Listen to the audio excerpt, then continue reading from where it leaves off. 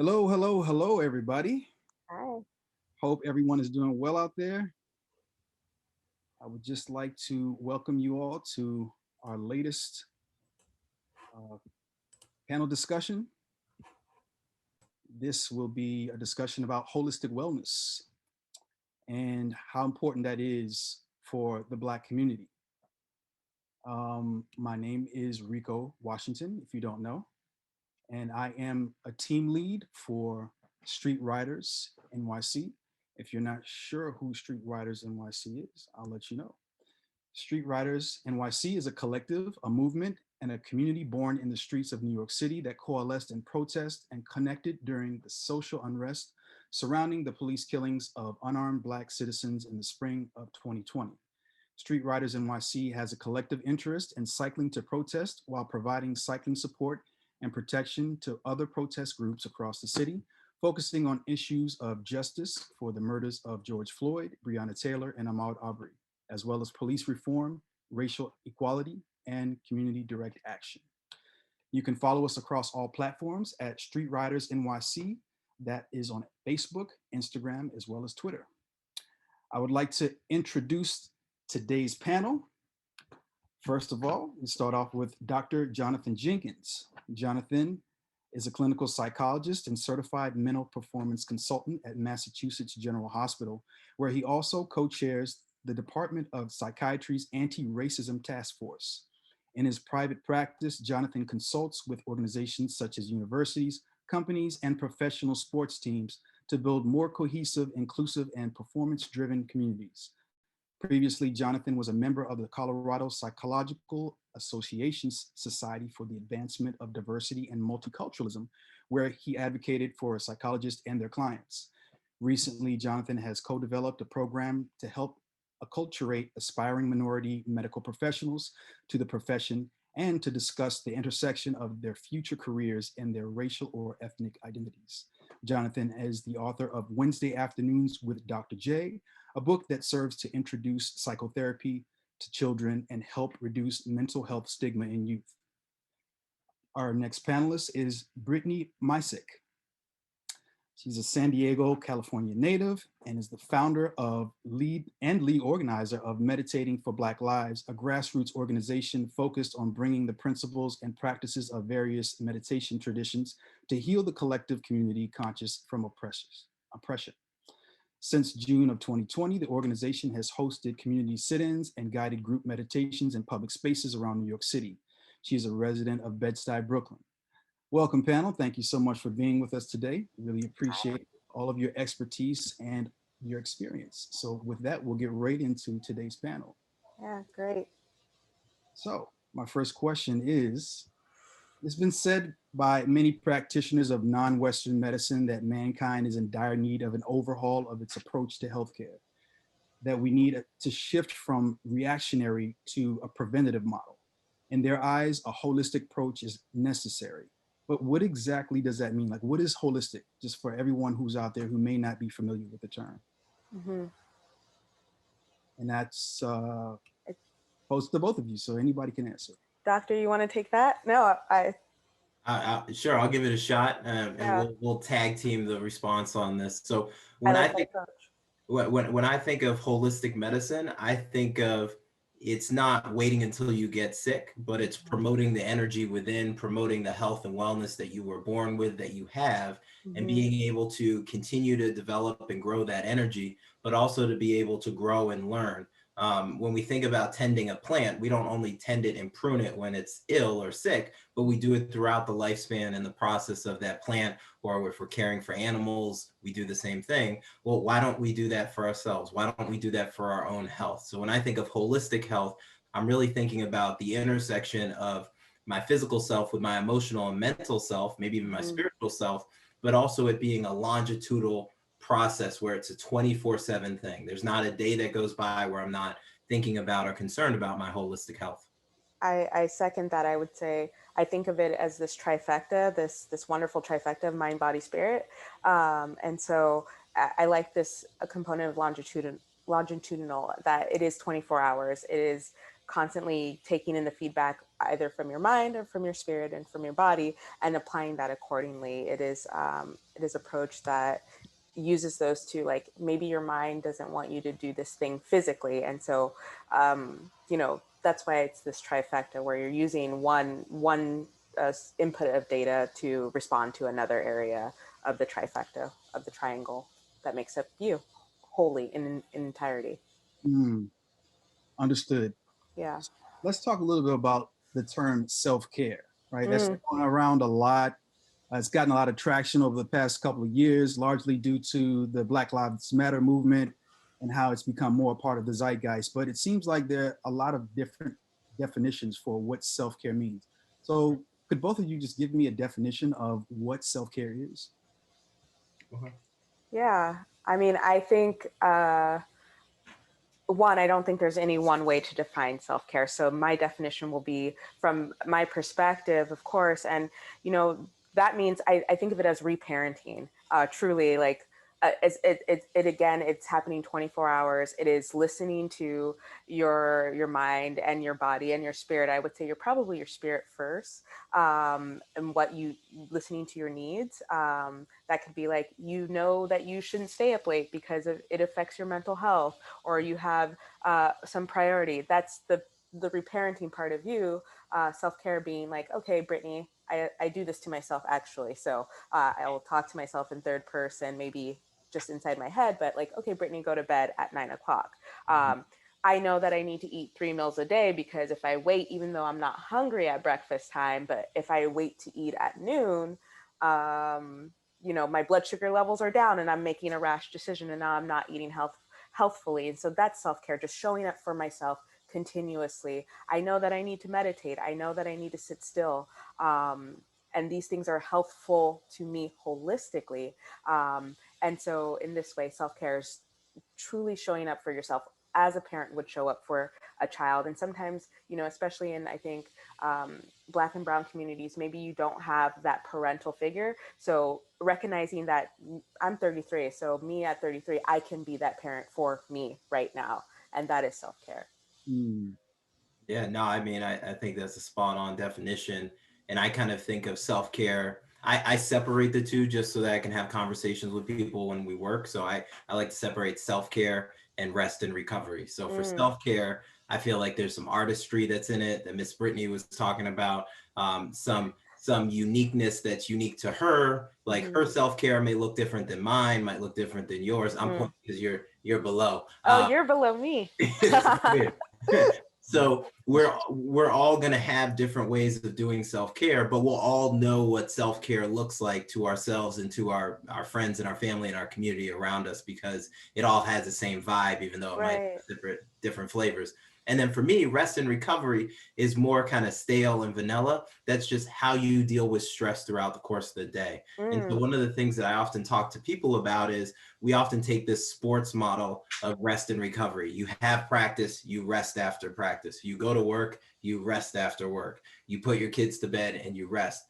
That works, but it doesn't work as efficiently as thinking about taking little micro rest and recoveries throughout the course of the day. And rest and recovery doesn't mean it has to be 20 minutes long or half an hour or an hour. You can have rest and recovery that you can put in 30 seconds, 1 minute, 2 minutes, and the ability to reduce your stress, bring your blood pressure down, bring your heart rate down, getting those feeling good, that part, getting those feeling good hormones in, being able to clear your mind, being able to kick on your creativity, being able to do all those things, to think clearly, express gratitude, and be present. That's just as important for you. And why wait till the end of the day to do that? I have important obligations to do throughout the course of the day. I'm a father, I'm a clinician, I'm a husband.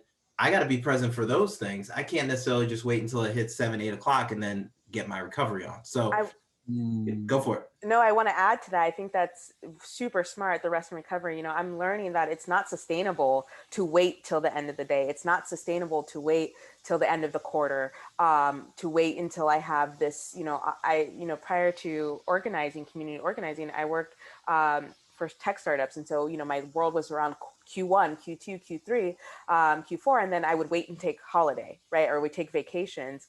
And that's not rest and recovery. Like you need to, sometimes I would need like 2 months to rebound from working on a very stressful project. And I think you see this now in the activist spaces where we have tons of leaders of organizations and groups who are not taking any breaks, and they're waiting for this period of rest and recovery as if there's a period, as if there's some, you know, defined window, when it's really what you said, managing these intermittent moments to lower your blood pressure, to express gratitude, to be still.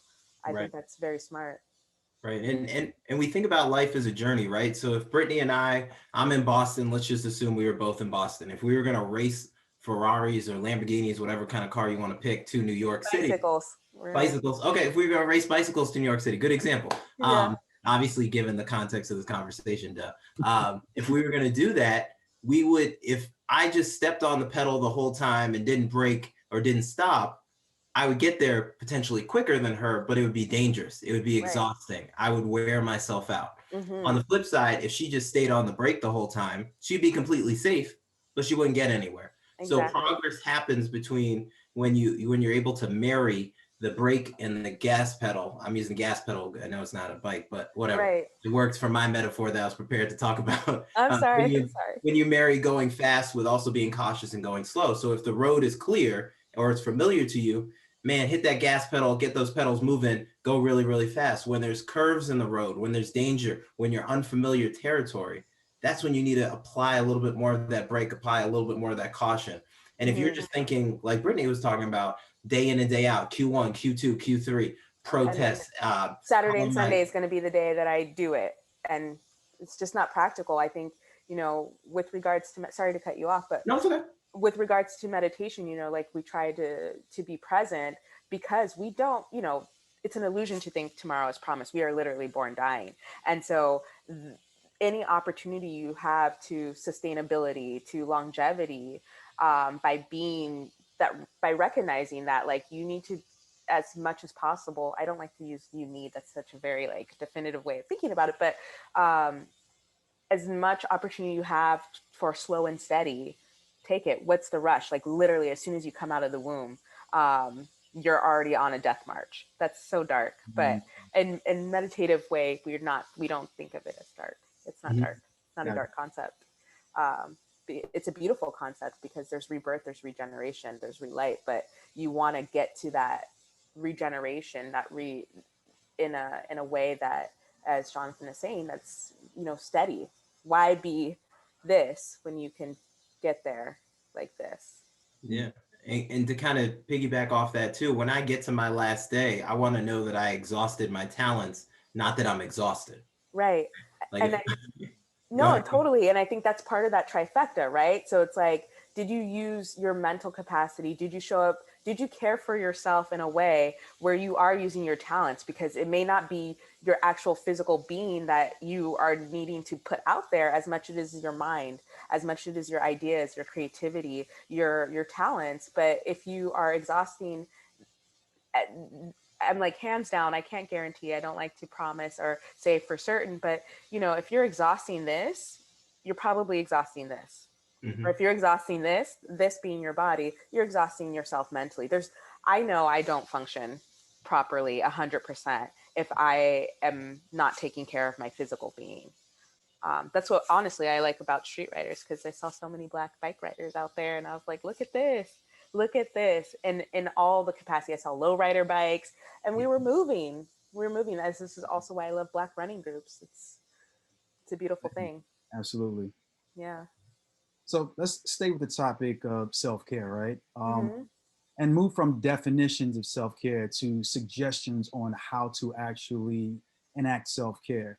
I mean, you know, Solange had a song about self-care. Yeah. You know, people say, you know, remember to drink water, or practice breathing exercises, which you may be, you know, really familiar with, Brittany, and eat more fresh, healthy foods. But there's a counter argument to that speaks to the fact that the majority of Black cities like Flint, still don't have clean water. I mean, not the majority, but majority Black cities like Flint still don't have clean water.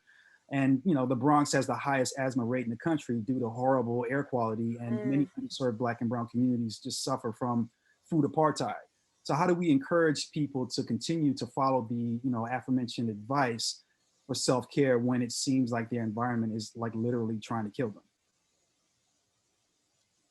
Oh, me? Do you want to go? Okay. So I think the first thing you need to think about is acknowledging that these things exist and doing what you feel comfortable to do to bring attention to them, to motivate change and all that other stuff for you, for future generations, for your fellow community members. And then on the flip side of that, the realization, as stupid as it sounds, that like if you get yourself 1% better, you are better.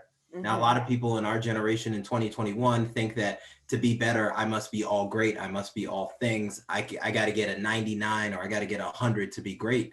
Well, if you were hanging out at 75 and now you're 76, well, damn it, you just got better. Like Right. you are improving your life, you are improving your circumstance. So being able to understand that there are micro changes that you can make to your life that may seem small when they're calculated and quantified, but the exponential growth that will come from that change is immeasurable and may take time to realize. And I know I don't like to speak in generalities either, but I know it's this research says that men are not necessarily great at delayed gratification, and self-care is really a delayed gratification thing. When I think of my life, I joke with my wife every once in a while. You'll see on ESPN 102-year-old man does the senior games and runs 60 yards, and I was like, I'm training for that. Yes. I'm training to be that 102-year-old man at the starting line, being able to run 60 meters and have that pride in self, knowing that I'm taking care of myself. And when you think too short term,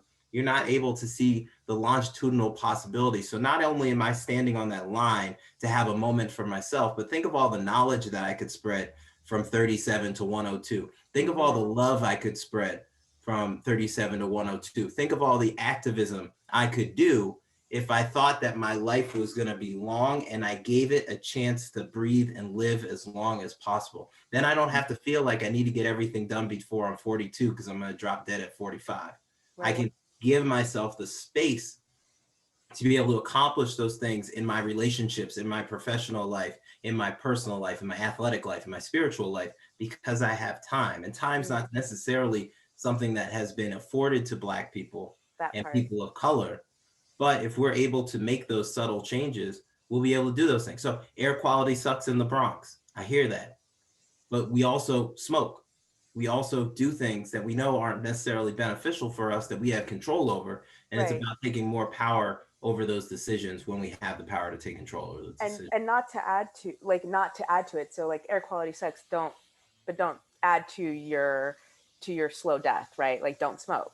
You can make that incremental change. I think though, where addiction is not one of the topics, but like that might be a harder beast to tackle. This is absolutely my favorite question because I'm always advocating about the poor quality of water and definitely that food is not a human right. Healthy food is not a human right in our country. So thank you for this question, Street Writers and Rico, because it's a very important one. And I agree with Jonathan. Like, one, you just need to acknowledge it. We all, especially Black and Brown communities, we need to acknowledge it. I will say that it is a privilege to sit because in Black and Brown communities, we are not afforded the time. Like, independent of your quality of food, air, and water, like we just don't have time. Either we're hustling because we have to end generational poverty, or we have to survive, or we have to take care of family members, or we have, pay it back. Whatever our hustle is, we're hustling.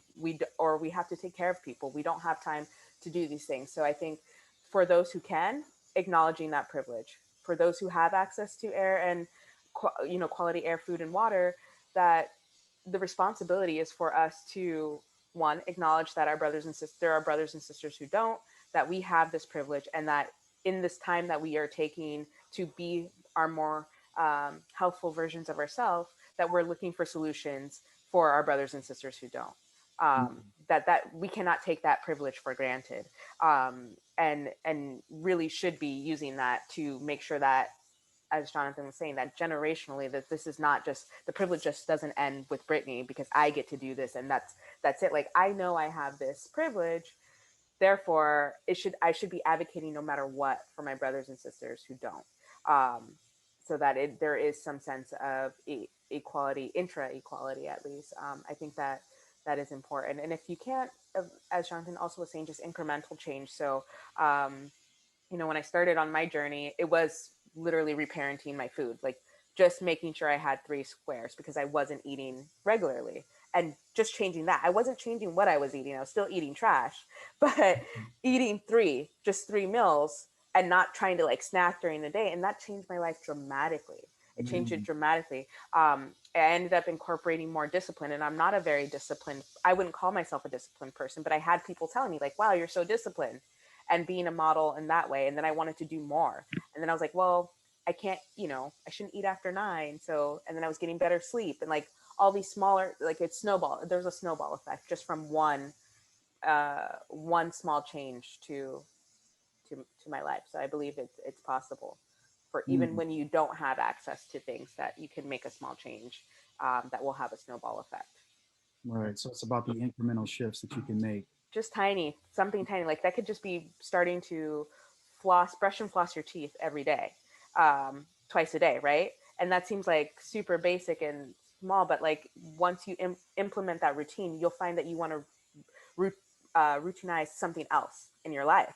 Something else will be like, well, I'm doing that. Well, I got to floss and brush my teeth. So then now you're not drinking after a certain time because you have to do this. You want to maintain this routine, and um, I think don't underestimate how a little change, like you said, that 1% will have a dramatic shift. If you have a 79 and then you take 1% and you have an 80, you just went from a C plus to a B. So, um, those shifts matter. Right, right. I'm gonna jump on this verse too.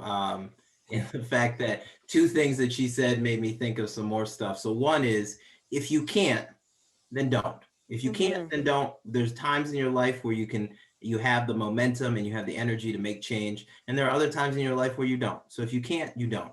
Yeah. If you can, do, and do in a gradual way, in a Yeah. small way, in a way that you can build up and continue to develop strategies to make it a stronger, more powerful, more potent, positive change. But if you can't, it's okay, and Mm-hmm. don't. Because if you can't and you try, the the continual failure of trying to do something when you're not equipped enough to do it, because emotionally you're just not in the right place, physically you're not in the right place, Right. financially you're not in the right place, that's going to further discourage you down the line. So just relax, take care of yourself, get yourself to a place, huddle, get your war chest up. When your war Yeah. chest is up, when your energy is up, when your gratitude and enthusiasm's up, hit it hard. But until that point, just rest and recover. And then the other thing that I was thinking about, because she said the word hustle, so it made my brain go, I hate when people go hustle 24/7, sleep when I'm Mm-hmm. dead, all that other stuff. Because if you hustle 24/7, you're gonna sleep when you're dead. Well, brother, you're gonna die very soon because you ain't Yes. taking care of yourself. And there has Yeah. to be an energy expenditure and a flow of energy. And we're talking about flow of energy. Yeah, that means being energetic at times, but it also requires some stillness. It Mm-hmm. requires some rest. It requires some recovery. So although you may be able to make huge gains by hustling 24/7 and foregoing sleep and proper nutrition and relationships, in the end, what does that leave you? It leaves you a battered body, a Mm-hmm. bruised mind, Mm-hmm. and relationships that aren't as strong as what you want. And again, I've yet to meet somebody, I'm sure there are people exist like this on earth. I've yet to meet somebody on their deathbed who said, oh, you know what? I hustled Bring me all hard. my money. I want to see all my money before I go. No, they're looking for family. They're looking for friends. They're looking for their pet. They're looking to see nature. Those are Mm-hmm. the things that they're trying to connect to for those last moments.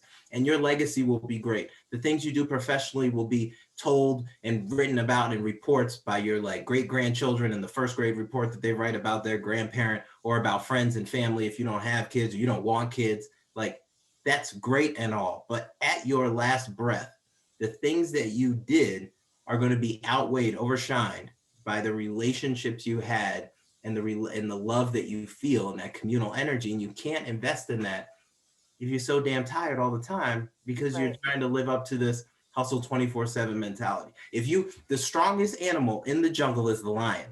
Mm. I watch Discovery Channel all the time. I've never seen a lion running around all hyperactive looking for prey to kill. No, they stalk. They're careful with their energy. They pay attention. They're methodical. They think. They approach their target. They assess. Then when it's ready to strike, boom, lethal, energetic, ballistic. And that's Yeah. how you have to be in this world, because there's a lot of threats to us as people of color. We just can't be Facts. running around the place acting all foolish. We got to be really concentrated and thoughtful about our individual energy and our collective Mhm. energy. Intentional it's key. Absolutely. So I want to shift the conversation just a little bit to something that may be a bit somber for some. If you don't remember, back in 2016, we actually lost Marshawn McCarroll, who was a Black Lives Matter activist in Cleveland, Ohio, to suicide. Mm. And in February of this year, just this month, Louisiana Sheriff Deputy Clyde Kerr also committed suicide after he spoke out against the institutionalized racism and the police brutality he actually witnessed in his own department.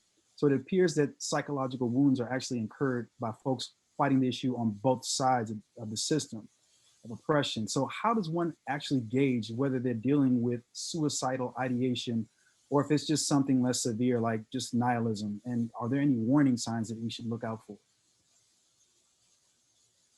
I should probably hit this one, right? Yeah, I was like, you're an expert. I can only speak from my personal experience. Yeah, no. So I can't remember who came up with the original quote, but that rap music is CNN for Black people. And so if we think about what rap music sounds like now versus what it sounded like when I was growing up, or may sound like in the future, we're hearing a lot of depression. We're hearing a lot of anxiety. We're hearing suicidal thoughts. I know for me, the first song that I heard that dealt with suicide was Biggie's Suicidal Thoughts on that album. But up to that point, you really didn't hear any conversations about people wanting to commit suicide in music. You heard about people going out in the blaze of glory and the rap music, kind of like the Scarface montage or homage or whatever. But the amount of songs that are written about this, for lack of a better term, like emo Black experience has really increased lately. And it speaks to this undercurrent of this feeling burdened, feeling trapped, being really compartmentalized by a lot of the structures, the institutions that limit the Black experience, and young people really wanting to break free of these limits, but feeling like they can't. Mm-hmm. And so when we are assessing suicidality, and again, we're having a conversation with this, I'm not in my clinical hat right now, I'm just doing education. So if you're coping with suicidality, or if you have questions about it, I would definitely encourage you to reach out. So when we're thinking about that, there's two types of suicidality, and suicidality means suicidal thoughts, suicidal ideation. There's passive and there's active. So when we're thinking about passive suicidality, what we're thinking about are those wishes of you not going to work, you not being around, wishing you just fall asleep and never wake up, but then also having obligations, things that you're excited for. So if I'm assessing somebody for suicidality and they're like, I want to die, and then they also talk about wanting to watch WandaVision tomorrow. Like, those two things are incongruent. You can't want to end your life and then also have things that you're looking forward to. So that might be something that somebody is doing to fantasize relieving themselves of their current obligations, relieving themselves of the current stressful place that they're in. Mm-hmm. A lot of young people do that. That being said, when anybody who's young, particularly an adolescent, given how impulsive adolescents are from a neurobiological standpoint, talks about suicidality, we don't want to just assume that, oh, that's just him talking about it. We really want to intervene and get help and have a clinician say that there's nothing wrong. Mm-hmm. Now, when we're talking about active suicidal ideation, we're really talking about a couple of things. Does this person have an idea or a thought that they want to kill themselves? Do they have the means to? Do they have a plan to? Is it imminent? Do they have weapons or mechanisms to hurt themselves at their house? If we're getting at least one of those yeses, and particularly a multitude of yeses, then it becomes an increasingly concerning event. And I want to remind people who are listening or may share this conversation with their friends, as a clinician, if I hear that, I'm trained to sit with you talking about your suicidal thoughts and not freaking out. I'm trained to sit with that emotion, that stress, that anxiety. And also, if you tell me that that's something that's on your mind, if it's passive, we talk about it, it doesn't leave the room. If it's active, then I'm going to get clinicians involved. I'm not going to call the police. I'm not going to have people come and take you out in straitjackets. That's movies. That's poetic license. That's artistry. That's not what happens in psychology. What happens in psychology when you're with a good therapist is that they get other doctors and clinicians and people comfortable talking about these things into the conversation, so we can have a group conversation. We keep you presently informed of what's going on and how we're going to interact. And you keep some agency within the bounds of us trying to do what we think is going to be best for your safety. Now, sometimes we'll be on the same page. you might recognize that what we're suggesting is what you need. Other times we might not be on the same page, and you might get insulted, angry, embarrassed by the things that we're offering. But just know that we are in this position to take some control, some agency from you at a moment in time where some of your judgment might not be where it normally resides. And then as soon as your judgment resides or returns to a place where it normally resides, and it's in that healthy sweet spot, we will lovingly return that agency back to you so that you can resume having total agency over your life. Mm. Thank you, Jonathan, for sharing that. I think, you know, there's a big stigma in the Black and Brown community about our mental health, and in particular suicide, for whatever reason, religion, just, you know, Black people under the burden of generational strength, like we survived all these things. So therefore, it's not possible for us to want to go there mentally, but that's categorically false. So thank you. And as I said, I think, you know, I will say this, systemic oppression and exploitation is a type of psychological warfare. And because of the stigma around in our community intra and by society at large about Black people and our capacity mentally to handle stress and burdens, that I hope that people listening or anyone who is struggling will be able to talk to someone, an expert, a professional. I worry about us not even dealing with our emotions in a way that gets us to talking to a professional, right? So already feel like never talking to a professional, dealing with the stress of systemic oppression, like these brothers who ended their lives. And then, and not saying that's the reason why they did, but knowing where they came from, one was an activist and one was an officer. And then just missing all of these opportunities to talk to someone because of the shame, because of the guilt, because of the stigma, possibly, or just not even feeling like that's a possibility for, you know, the weight of systemic oppression. There are ways to identify these feelings before it's too late, and that you reach a clinician, an expert. Right, and kind of to jump on that is the most radical thing you can do as a person of color is to be joyful, to be able to have joy, preserve your joy, protect your joy, cultivate your joy, spread your joy.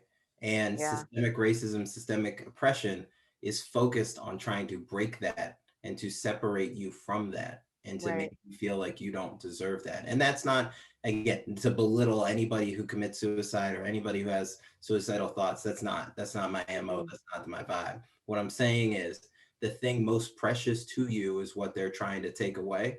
So if you think about twisting it and reframing it in a way that as an activist, I want to hit them where it hurts. Where it hurts is them seeing you joyful, seeing you healthy, seeing you out there day after day, and letting them know that your spirit won't be broken. And that takes a communal effort to make sure that you are secure, you are safe. And so to touch on another thing that Miss Brittany said, I often talk and bring up the metaphor of Superman, right? So we all know Superman. Maybe I'll use Black Panther in this example, but like Superman, he'll go to outer space, he'll like fly into the sun, he'll drop an asteroid somewhere, he'll fight aliens, like he does all this stuff. So one time, you know, he saved the train from falling and killing 100 people, and everybody cheered and laughed, and he's holding up the train, stressing his muscles out, and then everybody walks away. I've never seen a comic book of Superman or a movie of Superman where one of those people said, yo, Soup, that was wild, man. Like you almost died right there. And those 250 people in that bus, they almost died too. Are you okay? Like, do you need a beer? Like, you want to talk about it? Right.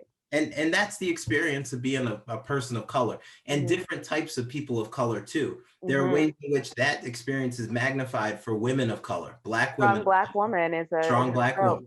It's a trope, and that damages people because that sense of vulnerability that comes with all humans. Well, you can't show that. You're a strong Black woman. For Black men, same thing. Being in touch with our emotions, being able to cry, being able to be vulnerable. Can't be vulnerable. So when you see people around you that you see as Superman or Superwoman or super person, check in with those people, because those people may be walking around with pains or fears that we would never think about because their outwardly expression is so bombastic, is Right. so awesome, is so strong. But to keep our community strong, the super people need to be taken care of, as well as the rest of us need to be taken care of. Can I piggyback on that? I think, you know, we talk about this expression of Black joy, but I worry about these super people. I was one of them where I'm like, everything's fine, it's cool. So even if I had people checking in on me, I would still say everything is okay because I'm so married to being the super person. I think what would be most radical and should be normalized is being like, fuck it, I am not okay. Like genuinely, I am not okay. I am super stressed out. I have bills to pay, and I, you know, whatever is stressing you out so that you can talk to your community and they can suggest, you know, these these methods, these tools to help you through it, to truly help you through it. Because if you continue to say you're okay, again, it's like the mounting of like you're not going to be okay. It will Right. be you will eventually break under the weight of okay. And okay is heavy. Saying you're just fine is heavy when you're truly not. It can be a matter of life or death, as we see. Mm. Brittany, I want to ask you a question specific to your practice. So meditation has become more popularized as a practice of attaining like mental clarity Hmm. for about a decade now. I mean, there's been lots of people who've been positing that into popular culture, like, you know, Oprah and Deepak Chopra have had their 21-day meditation challenges for about 5 or 6 years now. But Hmm. your organization, Meditating for Black Lives, has done lots of work in this realm on a local level. So how Right. can you utilize meditation to assist in the process of achieving mental wellness? Or can meditation actually coexist with activism? Are there different methods of meditation? Oh no, I think meditation. Well, there are different methods. One of meditation. I'll answer your questions backwards. One, there are absolutely different methods, and that's why we say we use incorporate various practices, right? Because we're not just Zen meditation. We're not Taoist. We're not um, any specific type. I would say it's more interfaith, and that interfaith approach really came because I am so hyper local in Bed-Stuy that, you know, I'm from California, so I am a gentrifier, however way we split it. But that I see that there is a strong Black church community here, and there's so many different types of meditation, whatever you want to call it. It could be prayer. I think in the Catholic Church they call it something else, and in various sects of Christianity they call it something else. So I knew that the approach would need to be interfaith. And so there are many, many different types of meditation. And this is why we use different practices. To speak to the popularity of meditation, you know, I call it McMindfulness, but whatever, I don't care.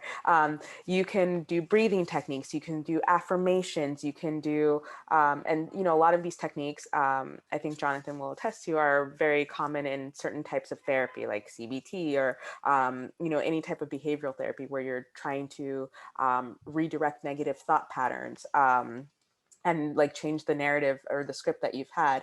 Um, I do believe meditation is a type of activism. I've seen it in particular because I believe the systemic oppression and exploitation of our communities is a type of psychological warfare. I mean, that's how Meditating for Black Lives was born. It was witnessing the degradation of our bodies and thinking, oh hell, we're not gonna win Freedom Summer 2020. That's what I call what happened with the uprisings and stuff. If we're not acknowledging the psychological aspect to our oppression, it doesn't seem like we are doing that because we're out there using our bodies in this way where we're still getting gunned down, we're still getting beaten, we're still getting maced, we're still getting clubbed, we're still getting lynched. So how can we use healing not in the Deepak Chopra or Oprah way, and that way too is activism. If you know, if you choose to care for yourself, I think it is radical and it is a type of activism to care for yourself, but to heal, to actively seek the healing of yourself, the stillness of yourself, to and in that way you're strategizing on how you can be a better activist, that you can better show up for your community if you take the time to not just like go out there and put your body on the line when of quite frankly, it doesn't matter. They'll gun you down. And yeah, I don't know. Were those that the answer to all your questions? Yeah, absolutely. Okay. Absolutely. Absolutely. Yeah. So, Jonathan, Yep. Brittany mentioned CBT, so I wanted to pose this next question to you specifically. So there seems to be lots of different approaches as meditation to therapy. There's cognitive therapy, psychoanalytic, holistic. So which are the most commonly used approaches? How do they work? Just, if you could give us a brief overview. And then at what point does a therapist need to refer a patient to psychiatric care? Good question. So I'll tell you the two types of therapy that I use. So I use CBT and I use psychodynamic. We call it object relations therapy. So psychodynamic is the overall umbrella. Under the umbrella, there's object relations therapy. So CBT is kind of the easier one to explain. So I'll just start with that. It's basically a triangle, which means that your thoughts are connected to your feelings and they're connected to your behaviors. So they're all interconnected. A great way to think about it is this 4-link chain where there's a trigger, there's a thought, there's an action, there's a consequence. Mm-hmm. So trigger is that dude cut me off. The thought is, oh, he must really not appreciate the fact that I got to go to work. My action is I flip him off. The consequence is now we're road raging. So you can see how the trigger, this person cutting me off, could have multiple different thoughts that could occur. This person, maybe I might notice that the person's rushing to go to the hospital. I might notice it's a police officer's car. I might notice it was my boy playing a weird joke on me while we were driving or whatever. But the thought that I come to then begets my action, and my action then begets the consequence. So if I'm doing therapy with somebody, I'm really thinking about, I can't necessarily get the triggers to not occur, but I want them to be knowledgeable about what triggers them in their environment, triggers them for negative emotions, but also triggers them for positivity. I like to be around good food. I like to be around my family. I love hugs. I love good music. I like old Motown music. Motown music is a trigger for me to relax and unwind. Okay. I want them to be able to recognize their thoughts while they're having them so that they have space between having the thought and having the action. Yes. That dude cuts me off. I have a thought like, I'm going to kill this woman.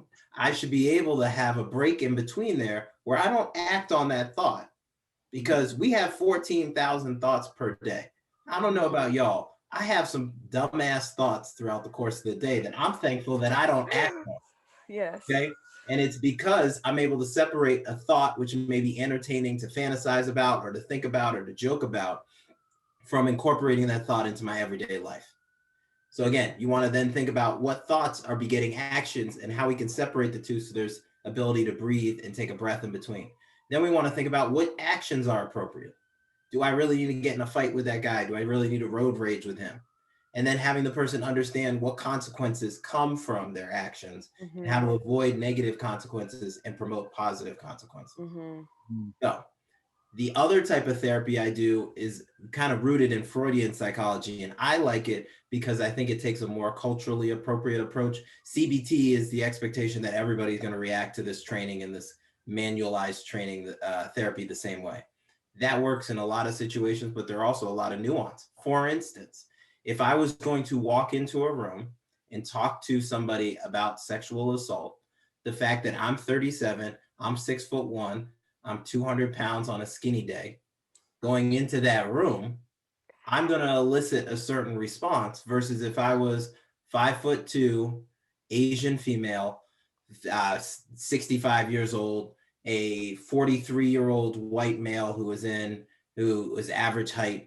If I was obese, if I was skinny, if I was athletic, if I was attractive, if I was unattractive, my presence in that room would elicit a different response from that person. Mm-hmm. So object relation therapy really goes to, from the moment you were conceived, you are getting feedback from your environment, hot, cold, pressure, sound, all that stuff. Then you get out of the womb, and now you're getting feedback that's both physical, touch, sensation, but also verbal. Hey, you're so good at that. Wow, you're so nice. I love spending time with you. You take that feedback in and you start to cultivate this sense of self. So if you're in a situation where you're getting a lot of negative feedback, you always do that wrong. You're good for nothing. You're just like your mother, blah, blah, blah, blah.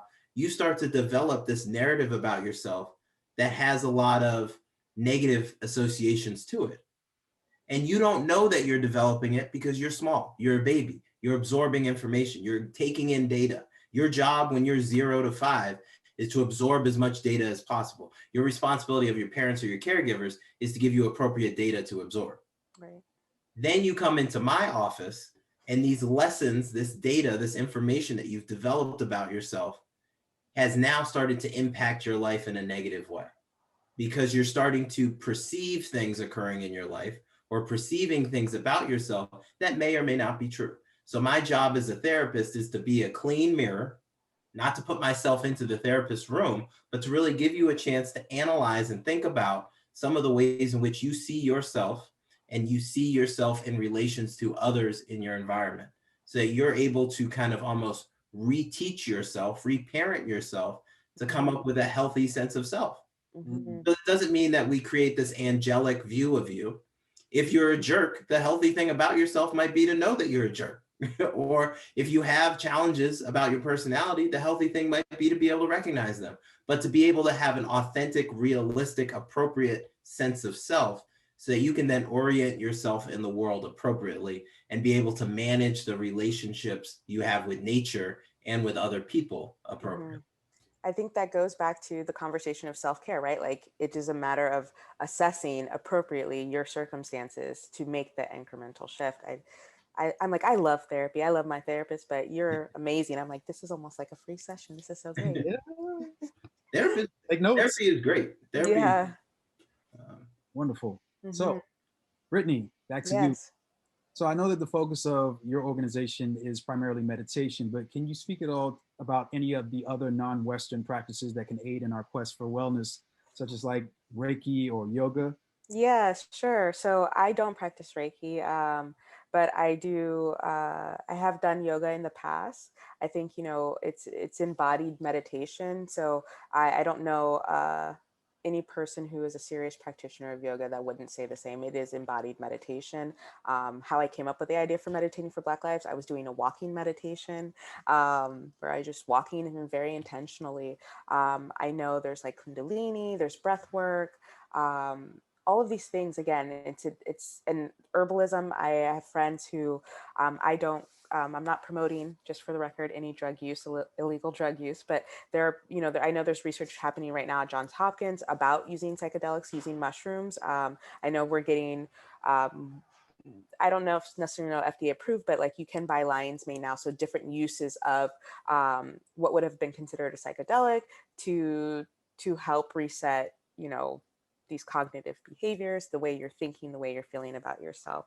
I recommend all of these techniques. At any given point, I may have tried any of these myself. So they're useful if you're not into, sitting still. I will say that like Reiki and Kundalini and yoga, you don't have to sit in posture to reset and to like lower your blood pressure, to lower your heart rate, and to find the stillness of mind. You can do a lot of different things that are traditionally Eastern, right? So even having a cup of tea, my grannies have cup of tea all the time. They were practicing meditation. They were practicing a type of Eastern medicine, right? I like to believe that all of these practices are not East or West in this dichotomy or polarity. I think it's, more intersectional, more I don't know what the word is, but like we borrow from each other, right, culturally.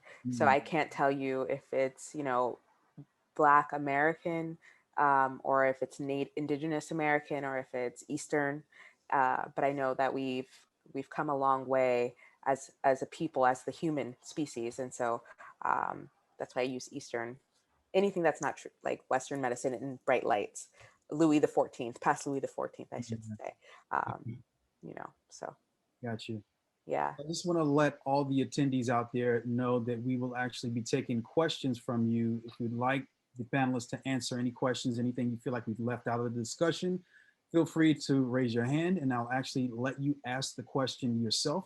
I'll unmute you and you can talk. Or if you a little shy, I can just go ahead and get the question from the Q&A box, just type your question in there and I'll ask them myself. So we got a couple more questions and then we'll go ahead and wrap up the discussion. So with regards to folks who are just everyday people living their lives, not even involved in activism at all, a lot of people have been reporting like heightened anxiety and stress over the past 9 to 12 months in connection with a lot of the unrest that's been happening in the country. Can you explain how this is possible and how does that actually show up in one's everyday behavioral patterns? And that's for both of you. Mm. I mean, I think if you're part of a community, what happens to one member of the community happens to all of us. So from a neurological standpoint, we have something called mirror neurons in our brain.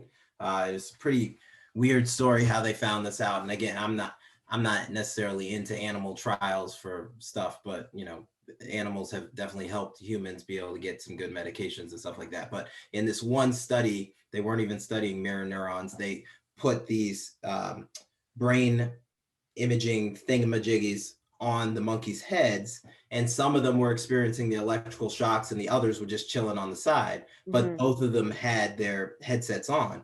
And they found that the receptors in the brain, or the regions in the brain that lit up when the monkey was being shocked, were the similar regions of the brain that lit up when the monkey saw another monkey getting shocked, which brings into context like why people go wild when their team wins the Super Bowl, because in their brain, they feel as if they just did the game-winning catch, the game-winning pass or whatever. Or if you are watching a horror movie, how you can get so into the movie because your mirror neurons are going on. Biologically, it's important to have because you don't need to experience the shock that the monkey's experiencing to know that it's painful. So it's better and safer for your brain to have a similar response to difficult, painful circumstances, to be able to say, you're only going to know this is bad if you experience it. Right. So we then use that thinking to really go about people who are socially conscious, care about our communities. We live in diverse areas, a lot of us, not all of us, seeing people get hurt, seeing people get their justice taken away, seeing people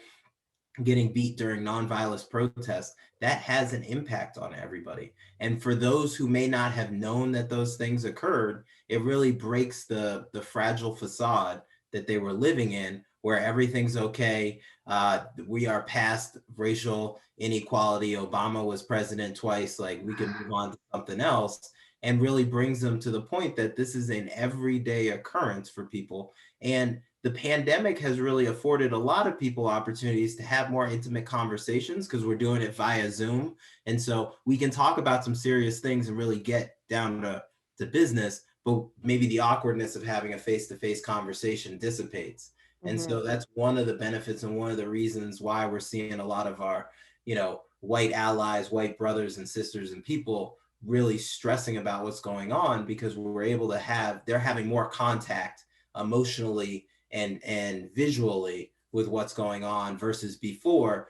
Oh, that's what happened in LA during the riots, or that's just happening in Flint, Michigan. Absolutely. In all of the cities we live in, we're having these experiences and it's just more visible and you can't avoid it. I will say I agree with Jonathan, and I think, you know, before you may feel desensitized or just like ignorant, or can sort of push it aside because it was mitigated. The stream of information was mitigated by one platform, right? The TV or the radio, I guess. And you had to tune into your local news, or you had to tune into CNN. If you have a smart device, if you have a laptop, if you have a computer, if you also have a television, you have various streams of this information coming at you and coming at you all the time. And so the reality is, I wouldn't be shocked if people are seeing this and feeling some kind of way, because you can I would be very hard pressed to hear someone say they didn't know what was going on. And you're receiving it, whether or not you are a staunch white supremacist or you're the most empathetic Black person who was marching in the 1960s and 2020. You have witnessed it, and you see it firsthand. We can see Philando Castile being shot in a car. Like, you're not just getting CNN sanitized, made for, you know, primetime television. We're getting like live streams of this. So, I mean, when you talk about the mirror neurons, I'm like, I don't know how we could watch someone like a snuff film. You're watching a snuff film. Right. Your reaction is not going to be whatever CNN or Disney or whatever is going to package to you at the 6 o'clock news. You're getting real time, unfiltered, brutalism. You're going to have a reaction to that, good or bad. Right. So I guess I just want to know, like, what is it? What are some of the things that people, Jonathan, maybe this is more a question for you, and Brittany, you can chime in as well. What are people saying with regards to some of the symptoms that they're experiencing? I'm trying to help people who are actually tuned in understand how this shows up in the things that happen to us in our everyday lives, like just the residual of taking in all of these, as Brittany said, various streams of information about these killings. I know people have kind of used this way of thinking, and this is the way that I talk about it with people. It's like some days I feel like being Martin Luther King, and some days I just want to be JJ. And so being able to, or feeling like you have this obligation to be an activist where you see other people don't have this obligation. People are, so one of the things, and this is my pet peeve, I apologize if I'm now broadcasting it on you, but this is always something that I just think about, and I'm just like kind of subtly low-key pissed about it. But the amount of videos I see on the internet of people kicking themselves in the nuts, the amount of videos I see on the internet of people doing dumb stuff, people spending hours trying to shoot a basketball like over Niagara Falls, or like trying to do this new TikTok dance. And when it's people who are not involved in activism, I always think, and again, this is just my weird mind and how it works. I'm like, I wonder how long it took for them to learn how to do that. And I wonder if they had spent that time dedicated towards somebody else's humanity, how much further we would have gotten on that issue. Like, how many times, and what did it take you to film this video of you getting kicked in the nuts 20 times, and it's a 30-minute video? Why did you put that up and spend time in this when literally there are Black and brown people dying? There are women who are being sexually assaulted. There are kids being trafficked. There's all this other things. Now, granted, I got my escapism. It doesn't involve me kicking myself in the nuts, but like just the fact that that occupies an element of our daily lives and the media we are exposed to, that people are living this nonchalant life that is so disconnected from this other world that we live in, that they can find joy in kicking themselves in the nuts. But yet we have to be seen and watch these other videos just blows my mind. Like I'm speechless when I come across these people in these situations where there's just this lack of awareness, but also this intense involvement in something that doesn't matter as much as my lives or the lives of the people in my community. Sure. I to say that, I would say that answers the question that Rico poses. Like, how is this manifesting for people, right? This trauma, like, how does it show up? And it's literally these nonsense videos. I think that is their escapism. Like, I know that people are being shot. Like, none of these people making these videos, they know that people are out in the streets protesting, being shot, being lynched, whatever. And they're like, let me do this. Maybe in some weird twisted way they think this will be beneficial, and in a lot of ways it is, because I have friends who are activists. I have friends who are people of color who literally feel sweaty, their heart races when we walk down the street, if we walk past a police precinct. There was a period in the summer where I felt incredibly anxious just to be Black, to be a Black woman, like at night, because there was a curfew, and the rioting and the protests were happening, and I'm like, I don't want to get scooped up, because they're just like, we just got to round up all the Black people in Bed-Stuy. I don't know. And that we're just scrolling for more social justice content, but even some of this content, right? These nonsensical things that are actually dangerous to human lives. And I wonder, posed to both of you, if that, watching someone get kicked in the nuts is an extension of, this might be going too far, but their way of solidarity. Like, if I can, when you're self-defeating, when you harm yourself, as a way to relate to maybe external trauma, or to identify with it. I'm not saying that that's what these people are doing, but I wouldn't be shocked. My grad school self is like, ooh, this is a perfect thing to analyze. If we're seeing more people swallowing Tide Pods and kicking themselves in the nuts, and this is not a new manifestation. Like, Jackass was around when I was a kid, but was Jackass a response to white outsider people, and these young Gen Zs who have no sense of Rodney King, who have their parents were not like, my parents were Panthers. My parents were involved in these movements. They had much more at stake. They went to segregated schools, right? And so now these people don't relate to it, but they understand sort of this brutality. And so in this way, they act out the brutalization on themselves as a means of, in dialogue with the brutalization, the real brutalization of ourselves. That's a lofty question, and that's posed to both of you. So I think you bring up a really great point. I often talk about generational standards of deviation. So, I'm 37. Sounds like you're in my generation as well from what you said. I'm not making an assumption. You said your age. So like You're right. our parents were ones who were in the civil rights movement. Like Martin Luther King ate at my grandma's house in Boston. Like this is things that we have a connection to. When I see black and white footage of John Lewis, of MLK, of Jesse Jackson, of Malcolm X, I see people who are my parents' generation. I see my parents. My parents were out the Marco. They're real to you. They're very real to you. Me. They're not figures. And I don't feel that way about World War II. World War II happened in this vacuum to me. Even the Vietnam War happened in a vacuum to me. That was kind of weird. But the civil rights movement is just at that point where I'm like, that makes sense. That feels unique to me. And when we're talking to a 20-year-old now, 9/11 don't make sense to them. The civil rights movement to them is just like World War II footage to me. It could be 100 years ago. It could be 200 years ago. It's slavery. It's like slavery and then civil rights, even though there was like years in between them. Yeah, and like it's black and white. It's not HD. It doesn't, they made movies about it. Like it then puts it back into that consciousness as opposed to something that's real. Like the LA riots, I went to LA to visit my aunt either right before, it was right. I was flying in right after the riots happened. You could see the smoke as we were coming in. That was 26 years ago. Yeah.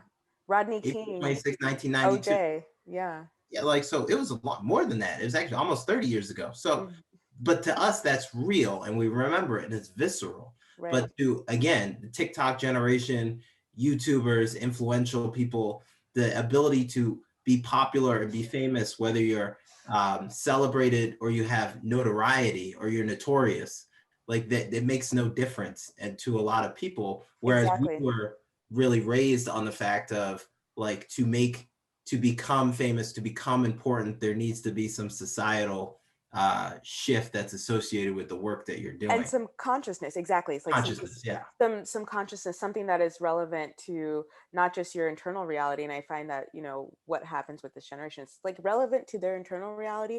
But I would argue that they would say, oh yeah, me getting kicked in the nuts or, swallowing these chemicals or like putting something where it doesn't belong. That's not their real version of themselves. But then what is?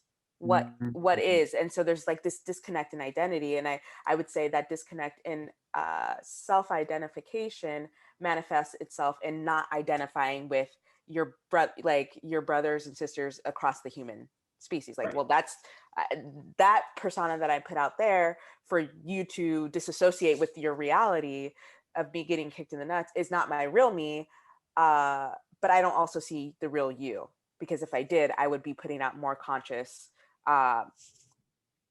even if it's silly, like the Wayans brothers was silly, but there's some level of engagement and discourse with our common conscious reality. Right. And I had a conversation with somebody recently, actually it was a high school. And again, I hope I'm not being seen as a boomer. I'm just presenting one side of the equation, knowing that there's another side. But I had a conversation with them and they were talking about how young people were really taking over the movement and how this was youth and like the old people just gave up. And I really reframed it and I was like, they didn't give up.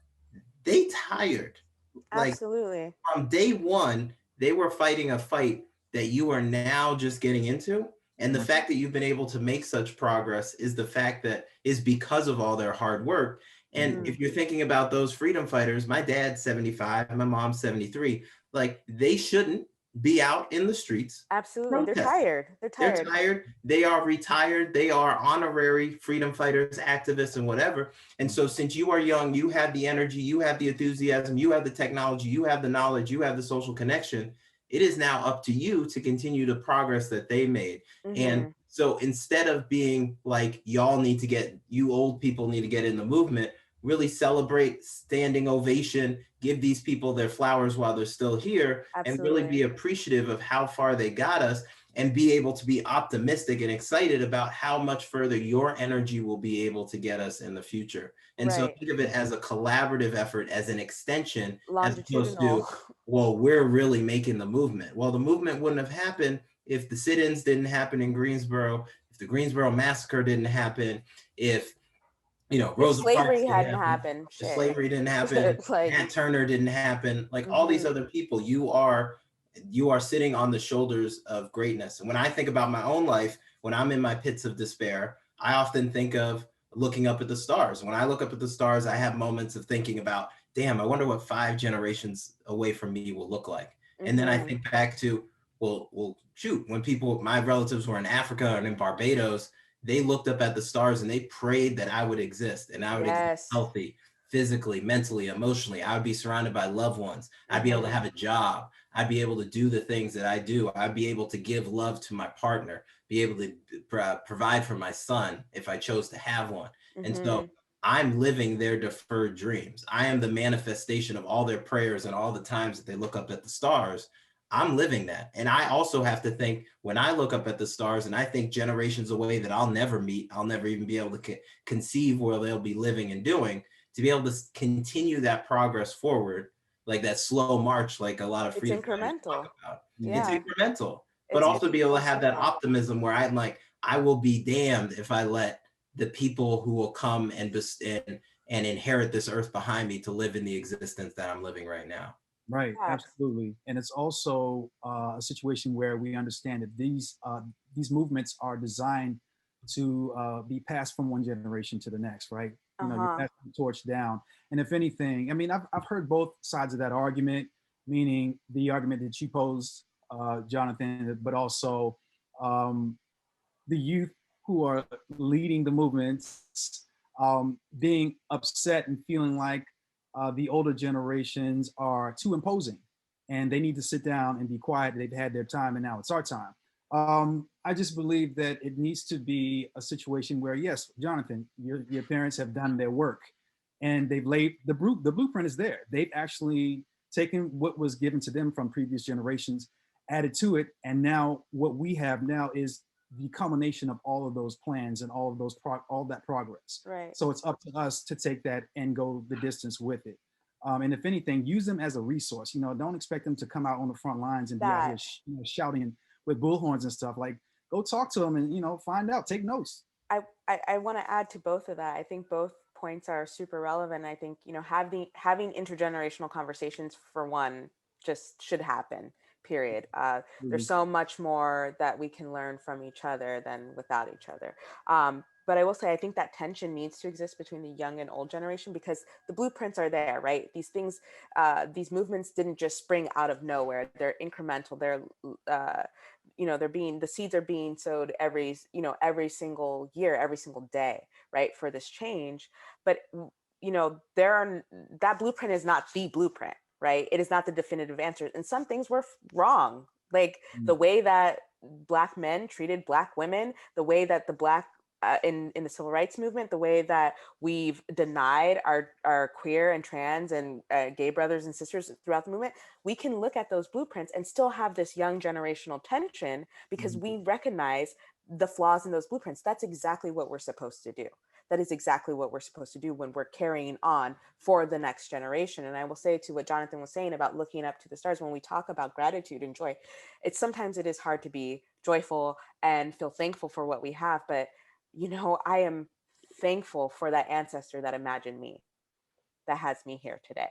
And that's the gratitude. And there will be someone 5 generations now who will never know Jonathan, who will never know myself, will never know Rico, but will be so thankful that you existed, that you took incremental steps for your longevity so that you can, so that they could be there, whether or not they know you. And I think for me, just right now, I was like, wow, that's a great way to think about gratitude, that there will be someone 5 generations that is thankful for my presence, thankful for me having done what I needed to do to survive our, whatever you want to call it, freedom 2020, second wave civil rights, whatever you want to say, slave, like the new Jim Crow, slave, whatever. I survived it, and I imagined them, and they're thankful that that that I did. Absolutely. Yeah. Okay, so we'll go ahead and dive into a question from the audience. Nikhil is asking, speaking to elders, i.e. parents, about their mental health is especially hard in brown communities due to how our families are structured. Always respect your elders, only listen, etc., etc. I'm sure it is similar in Black communities. Are there any tips, pointers on how to raise the conversation with an elder? Let's talk to both of you. Sure. I think you want to be able to have the conversation, and when I talk to older people about their mental health, I really talk about the ability to speak your truth and tell your story. A lot of people in the older generation were taught or encouraged to not speak about their lives or not speak about their emotions. And so reminding people now who are older, maybe geriatric or just, older than us, to really say, now is the time to be heard. Now is the time to leave your narrative here, whether it's with a therapist or with a loved one or a community member that you really trust. And being able to do so may be able to let your soul rest, and not putting it in a death and life perspective, but allow your earthly body to be more free to enjoy the moments that are still available to you in life. But the fact that I think one of the greatest tragedies of any death is when there's a death and things are left unsaid.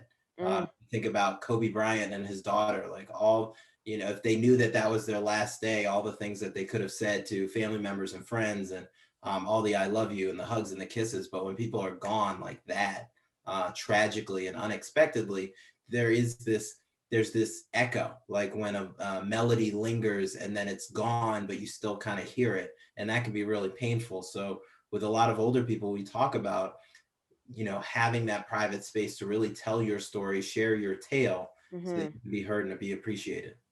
Yeah, I mean, recording their stories on the smartphone for sure. I was reading about, or I saw a video about Pharrell doing the work with Robert Gates, the Ancestry Project, where he was able to hear, I think it was either hear or read his great grandfather's sister's narrative about being a slave in Virginia, and how powerful and impactful it was. And that was the slave, I forget what the project was called, but it was the US government going out and interviewing there's like 8,200 former slaves about their experiences in slavery. And you can find, some of us probably have relatives who were interviewed as well, or at least people who were in our family's plantation if we're descendants of slaves. But how informative that was for him. So if his great aunt had never decided to do that, all that information that would have been lost. And all that ways in which that movement and that experience inspired him to do great things would be gone too.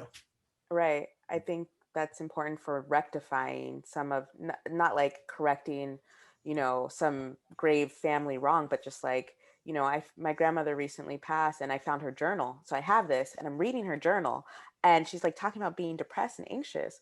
And if I had had the opportunity to speak with her when she was alive, to humble myself and say, hey, I need to learn from you, like approaching it in this way, not like, hey, let's talk about your mental health. Let's talk about some trauma that you've experienced, but just, I need to learn from you so that I can learn to combat my own anxiety and depression, so that I can understand, and you may not even bringing it back to you, but just like wanting to know more about their stories, just their stories.